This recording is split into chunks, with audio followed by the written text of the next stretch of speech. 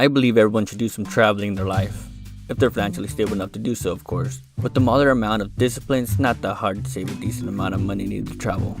Or you could be like me and put everything on credit cards. These suckers just give away free money by simply applying for a piece of plastic with your name and a bunch of numbers on it. Huh? What? What do you mean it's not free? What do you mean I have to pay it back? What do you mean there's no one actually here and I'm just talking to myself? Either way, you could also save a lot of money by doing a ton of research on hotels, flights, and the cheapest times to travel. My favorite place, and actually the only place I've visited outside of the US, is Japan. It's such a wonderful place to go to. You'd be surprised how clean and polite everyone is.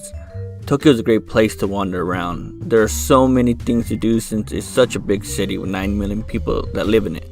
For example, there's Tokyo Disneyland, Akihabara, the Tokyo Tower, the Sky Tree, Pokemon Centers, Shibuya Crossing, and tons of places to eat. I always loved playing the UFO catch games they had in arcades. So much fun but so hard. There are many different types of UFO catcher machines, but the most common one you'll see are the machines that have the 2 prong claws and a figure or model laying flat on 2 horizontal poles. The trick is to move the box little by little towards an angle so that you can push the box through the 2 metal poles. It's quite satisfying to win a prize, but it can cost you a good amount of money since it can get super frustrating, especially when you're so close to winning but it won't move the right way. Come on. Come on. Motherfucker goes to win the prize using less money than the value of the prize itself. But even then, when you're in a different country having fun, money doesn't matter much. The employees that worked there were also really nice. I remember there was this one guy that was like my own personal hype man. He was really into that Shia LaBeouf meme. He would follow me around, and then when I got really close to winning a prize, he would say, No, look, just do it! Do it! It was kind of awkward, but I did end up winning the prize. His English wasn't very strong, but he was still pretty supportive of me. I even remember hearing him yell at it from a different floor. Do it! The employees that work in the arcades at Osaka, on the other hand, are a different story. Denden Town is Osaka's version of Akihabara, which isn't as well known, so the employees from the shops and arcades can get a bit aggressive. Most of the time, the employees are usually cute looking girls in costumes, usually maid outfits. They would stand outside of the store on the sidewalk waiting for their prey to wander a little too close to their den. Then they would attack. They were especially on the lookout for tourists. One time I wandered a little too close to an arcade and they ambushed me. Do you like anime? Yes. Which ones? I don't know, different ones. ReZero? Sure. Okay, come, look. Oh no, we actually have somewhere to...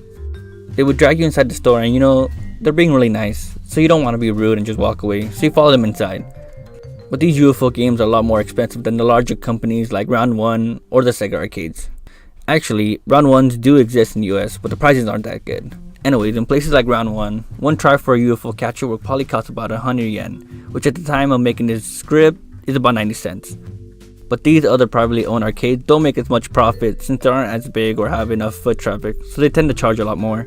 The one I was at was charging 250 yen a try. I know it's not that much more money, but when you're a college student on a budget, all of that money adds up. You can play. No, it's okay. I don't like the prices. Okay, look, come. Actually, I just want to look at some models and... Run! Osaka's a pretty cool place to visit too, but I'll talk more about that at a different time.